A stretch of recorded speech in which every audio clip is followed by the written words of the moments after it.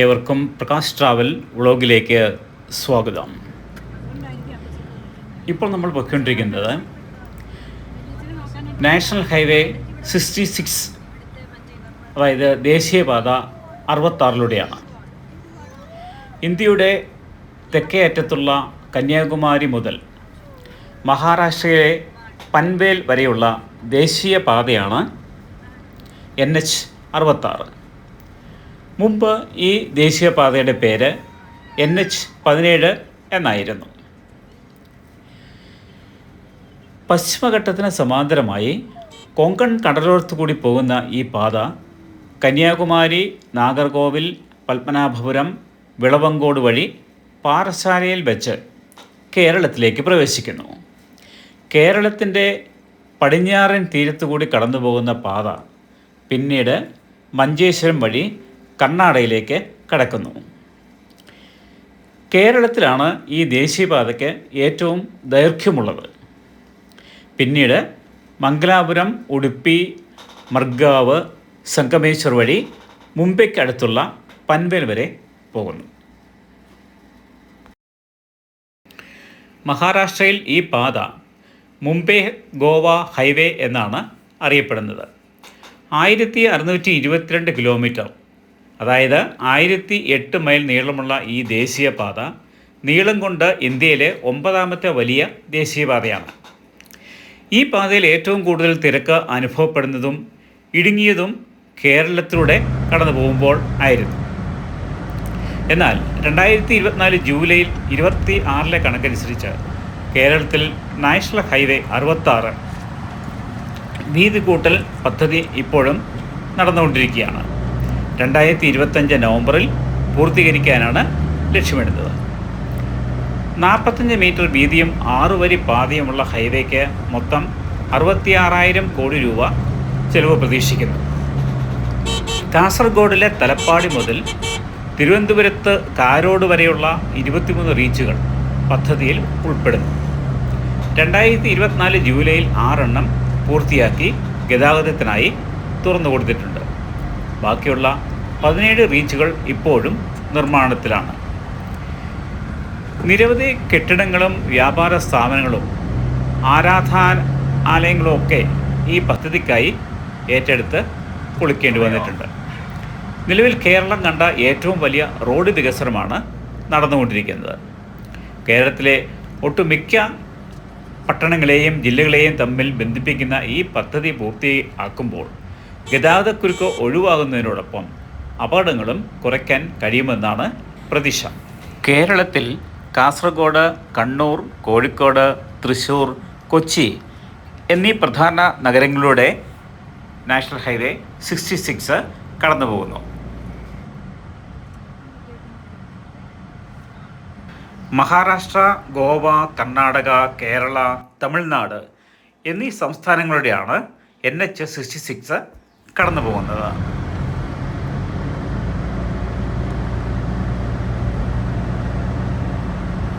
ഒൻപത് സീറ്റ് വരെയുള്ള light motor വെഹിക്കിൾസിന് 100 kilometre സ്പീഡും മീഡിയം അഥവാ ഹെവി പാസഞ്ചർ മോട്ടോർ വെഹിക്കിൾസിന്, അതുപോലെ ഗുഡ്സ് വെഹിക്കിൾസിനും 90 കിലോമീറ്റർ സ്പീഡുമാണ് കേരളത്തിൽ NH 66 നിർദ്ദേശിച്ചിട്ടുള്ളത്.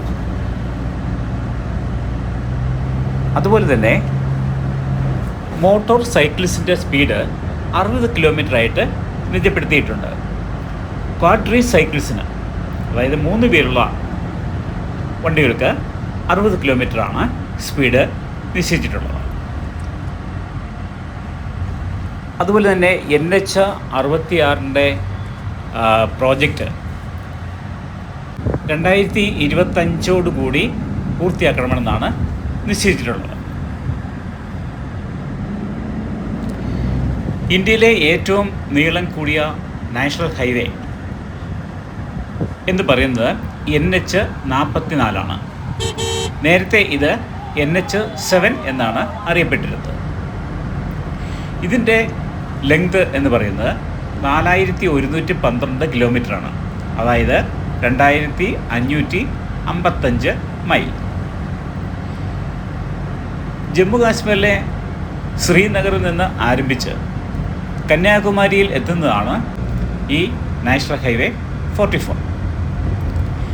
ഈ നാഷണൽ ഹൈവേ 11 സ്റ്റേറ്റുകളെ തമ്മിൽ ബന്ധിപ്പിക്കുന്നുണ്ട്. അതുപോലെ തന്നെ പ്രധാനപ്പെട്ട 30 സിറ്റികളെയും ഈ ഹൈവേ കണക്ട് ചെയ്യുന്നു. കേരളത്തിൻ്റെ വികസനത്തിന് ഒരു കുതിപ്പ് നൽകുന്ന ഹൈവേയാണ് NH-66. ഇതിൻ്റെ പണികൾ അതിദ്രുതഗതിയിൽ പല സ്ഥലങ്ങളും നടന്നുകൊണ്ടിരിക്കുകയാണ്.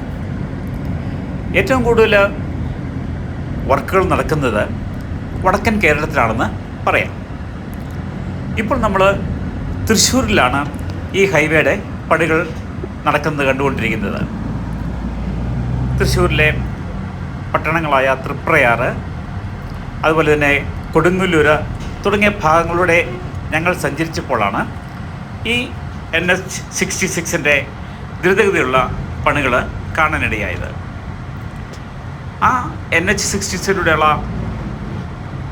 കൺസ്ട്രക്ഷൻ്റെ വീഡിയോകളാണ് നിങ്ങളിപ്പോൾ കണ്ടുകൊണ്ടിരിക്കുന്നത്. 2025 അവസാനത്തോടു കൂടി NH-66ൻ്റെ പണി മുഴുവൻ കംപ്ലീറ്റ് ചെയ്യണമെന്നാണ് നിർദ്ദേശിക്കപ്പെട്ടിട്ടുള്ളത്.